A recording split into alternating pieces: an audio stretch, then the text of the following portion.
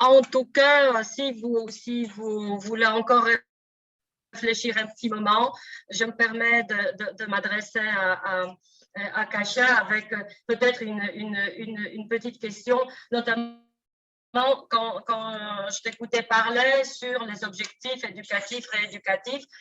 Je me posais la question sur notre enseignement qui est quand même très, comme on dit, testo-centré. Il y a toujours des étapes d'évaluation, des tests.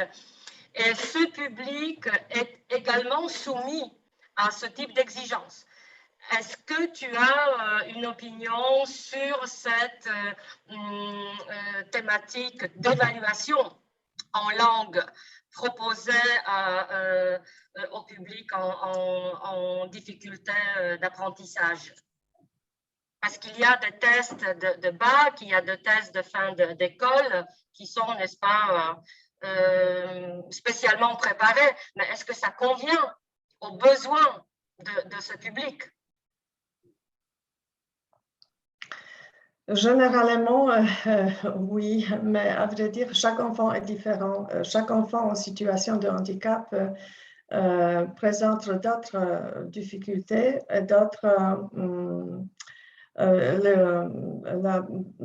le développement de ces compétences passe toujours par la voie très individuelle.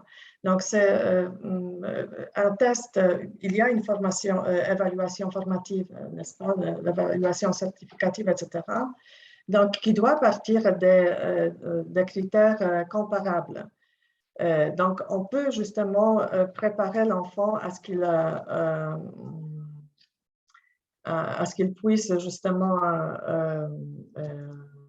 faire face à ce défi de baccalauréat ou d'autres examens qui se présentent dans sa vie scolaire. Mais par contre, dans le parcours individuel de formation, d'éducation des enfants en situation de handicap, surtout des difficultés du langage, vraiment, on peut proposer une éducation formative où ce qu'on apprécie, ce ne sont pas uniquement les compétences langagières dans le sens strict de ce terme, mais les compétences cognitives générales. Donc, par exemple, est-ce que tu sais comment apprendre? Est-ce que tu sais quelle stratégie utiliser pour pouvoir combler des lacunes de communication? Donc, ça compte énormément parce que premièrement, c'est très motivant, n'est-ce pas? Parce que l'enfant est responsable lui-même de ce qu'il est, il est responsable de son apprentissage. Il apprend à apprendre, c'est très important. Donc, on peut là proposer aussi dans le parcours individuel. Ce n'est pas interdit. Mais par contre, à la fin d'un cycle scolaire, il y a un examen. Donc là, il faut des critères qui sont comparables, qu'il faut vraiment évaluer. Mais comme je viens de dire au début de notre rencontre, il y a deux objectifs. L'objectif éducatif, et là, on propose les critères qui sont plus ou moins comparables. Et dans le cadre de l'objectif rééducatif, on peut proposer justement cette évaluation qui se base aussi sur les compétences cognitives. Est-ce que les tests, parce que c'était ça la question, est-ce que les tests sont bien faits et représentent justement le problème de ces élèves? Je ne suis pas optimiste. Je ne peux pas dire que vraiment c'est efficace parce que parfois cette adaptation s'avère non seulement inefficace, mais parfois ça perturbe encore la compréhension de ces élèves parce que nous n'imaginons pas, sans connaître l'enfant même, sans connaître l'enfant concret, comment cet enfant fonctionne. Donc, il y a des pièges. Donc, il y a aussi des victimes de ces pièges qui ne surmontaient pas cette difficulté. Donc, je ne suis pas très optimiste, mais je crois que quand même avec le temps, il y a une amélioration de la qualité aussi des tests qu'on propose aux enfants en situation de déficit. Merci beaucoup. Et je passe la parole à Bernadetta. Merci pour cette conférence très, très intéressante et qui soulève beaucoup de questions. Moi, ce qui me frappait beaucoup, c'est que tu insistais énormément sur la variété et la différence de compétences entre les élèves. Et justement, tu insistais également sur le fait que ce qui est important, c'est de trouver une explication, que finalement, pour le diagnostic, en général, ça va déjà pas mal. On a déjà des outils, notamment la reformulation. Mais par rapport à l'explication, est-ce que, est-ce qu'il y a une théorie qui, d'après toi, permet justement d'expliquer cette variation dont tu as parlé? Est-ce qu'il y a déjà un début de théorie ou peut-être plusieurs théories et laquelle éventuellement de celles que tu connais pourrait justement servir de référence pour expliquer cette variation dont tu parlais? Cette variation est expliquée normalement dans les diagnostics pédagogiques et dans les diagnostics orthophonistes par des raisons médicales ou biologiques, n'est-ce pas? Par exemple, quelqu'un qui est sourd se comporte de telle manière, a de tels troubles, etc., parce qu'il est sourd. Par exemple, un sourd profond ne peut pas apprendre la langue phonique, ce qui n'est pas vrai. Il peut apprendre. Ça dépend de cette personne concrète. Donc, pour expliquer, justement, c'est pourquoi j'insistais sur le pourquoi, non seulement sur le quoi, sur le comment, mais le pourquoi. Et ce pourquoi est d'ordre mental. Donc, ta question concerne des théories. Donc, il n'y a pas de théorie qui est axée uniquement pour, à partir de laquelle on peut construire cette hypothèse répond à la question pourquoi. En tout cas, ce n'est pas absolument pas, ce ne sont pas absolument des prérequis médicaux ou des prérequis biologiques parce que ça ne répond pas justement à cette nécessité de s'interroger comment on travaille mentalement. Donc, ce sont des théories plutôt d'ordre psychologique, de la psychologie cognitive, ou de la phénoménologie. Et là, ce sont plutôt des prérequis de théories phénoménologiques, psychologiques surtout, qui dérivent de la psychologie cognitive et développementale aussi, mais surtout la psychologie cognitive. Comme par exemple le dialogue que nous avons proposé après avoir fait la reformulation, c'est basé sur le prérequis conceptuel d'Antoine de la Garandrie, la gestion mentale, qui s'interroge sur le fonctionnement mental de cet enfant. Donc, la question était non uniquement pourquoi tu avais fait ça, est-ce que tu peux faire mieux, mais ce qui s'est passé dans ta tête, quelle représentation tu as eu dans ta tête. Bien évidemment, le vocabulaire n'est pas tel que je présente maintenant. Quand on parle avec l'enfant, il est beaucoup plus simplifié. Mais en tout cas, on pose la question, ce qui s'est passé dans ta tête au moment où tu avais choisi cette réponse. Donc, c'est plutôt aussi une théorie interne, une théorie en synergie qui plutôt se base sur soit la gestion mentale, sur l'entretien pédagogique d'autres chercheurs, mais en tout cas,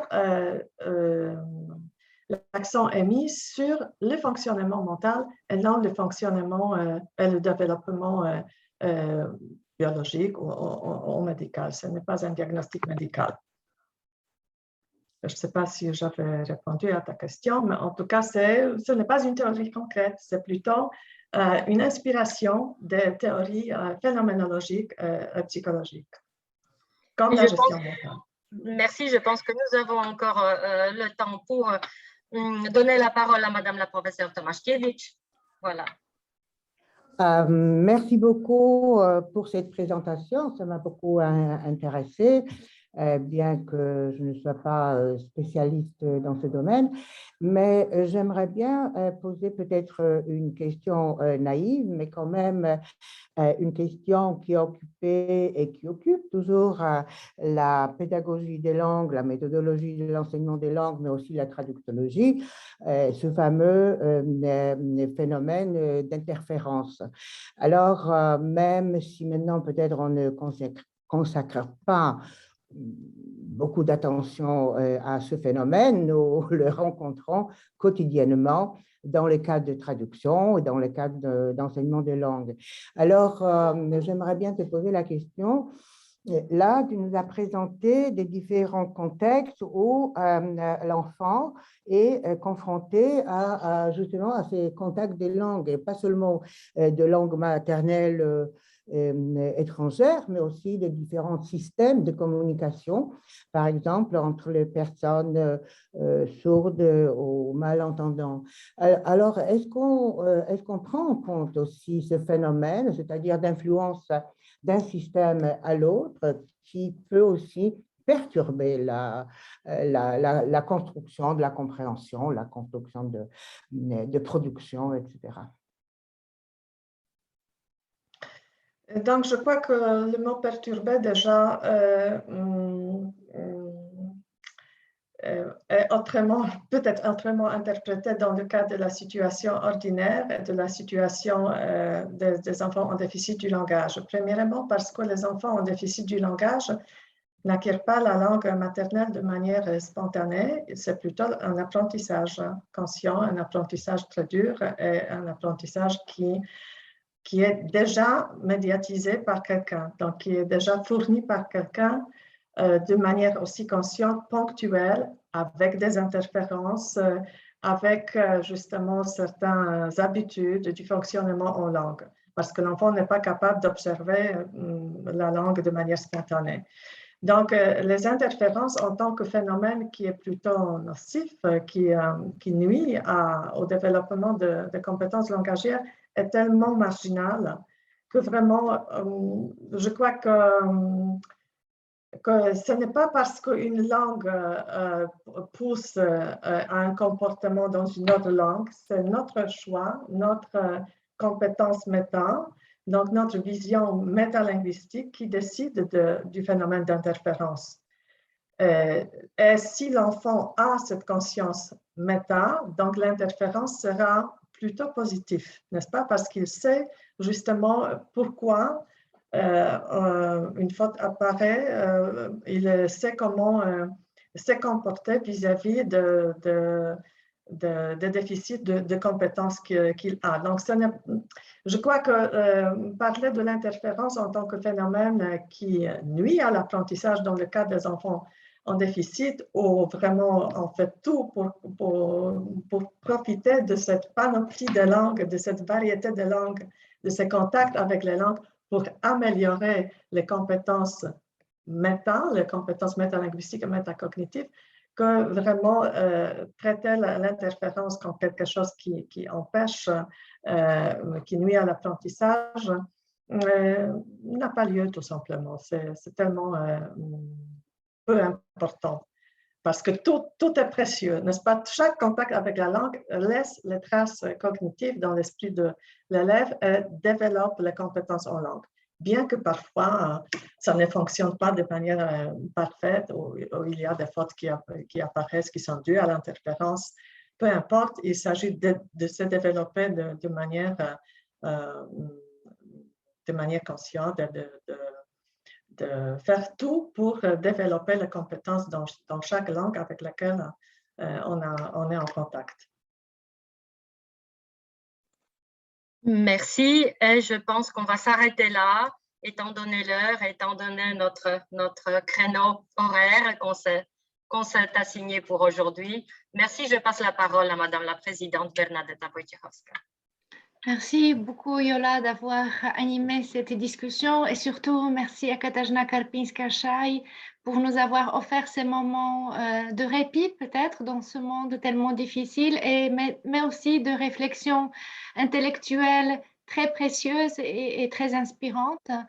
Et donc, je veux remercier à toutes les personnes qui ont trouvé le temps et la force de se connecter avec nous. On apprécie beaucoup cette possibilité de nous retrouver entre les romanistes et de continuer à réfléchir et de mener des débats intellectuels, des débats de qualité. Donc, je vous remercie énormément pour votre présence. Et je profite, comme toujours, pour vous inviter à la conférence suivante, qui, si tout se passe bien, en tout cas relativement bien, aura lieu le 14 mai. Cette fois-ci, c'est Madame Monica Costro qui sera notre invitée et je vous lis le sujet de son intervention, relations entre les États, relations entre les chefs d'État, le discours diplomatique présidentiel et la pragmatique interpersonnelle. Donc, je pense qu'on sera vraiment dans le vif des événements. Notre intérêt pour le monde et les discours politiques augmente.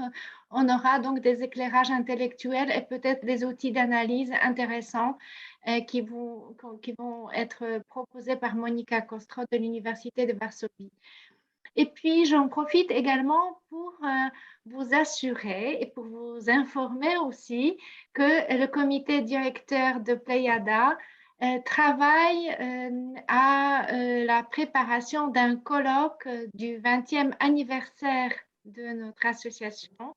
Ce colloque, je peux vous le dire dès maintenant, si rien n'empêche son organisation, on voudrait qu'il se tienne en présentiel à Poznań les 2 et 3 décembre. Donc, dès maintenant, vous pouvez cocher ces journées dans vos agendas pour venir à Poznań et pour qu'on puisse enfin se rencontrer après tant de temps passé devant les écrans, de se rencontrer vraiment en présentiel. On espère vivement que ça sera possible. Mais bon, enfin, aujourd'hui, c'est tellement difficile de planifier quoi que ce soit qu'on ne peut pas être sûr à 100%, mais en tout cas, on fait tout pour le faire. Et le sujet, on veut que ce colloque soit aussi bien un moment de souvenir et un moment également de rappel des débuts, un moment de réflexion historique, des célébrations justement de cet anniversaire. Mais on voudrait également qu'il y ait un volet scientifique. Et ce volet scientifique rassemblera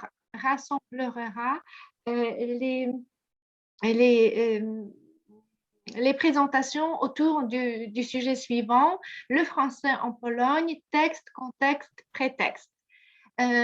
On va vous envoyer vraiment dans les jours qui viennent l'appel à communication et des informations plus précises, mais je me permets maintenant, tout de suite, de vous en informer, de vous inviter chaleureusement à penser à venir à Poznań et à se joindre à nous pour fêter le 20e anniversaire de l'association Pléiada. Et je tiens également à remercier nos présidentes et les fondatrices qui sont là aujourd'hui également avec nous, Madame Tomaszkiewicz, Madame Vetulani, Madame Jolanta Sujecka-Zając. J'ai vu également Madame Teresa Jaroszewska. Donc, je suis vraiment heureuse de vous retrouver. Je vous remercie de votre fidélité et j'espère qu'on pourra également vous retrouver et pour certains, peut-être de vous connaître, vous découvrir. Donc, ça va être certainement un moment très, très agréable. Je vous remercie sans prolonger trop pour aujourd'hui. Je sais que vous êtes pour certains très actifs, très engagés pour toutes les œuvres humanitaires et pour l'accueil des réfugiés. Donc, je vous souhaite bon courage. Je nous souhaite à nous tous bon courage et au plaisir de vous revoir le 14 mai. Merci beaucoup. Au revoir. Au revoir. Merci. Au revoir. Merci, Merci, au revoir. Au revoir.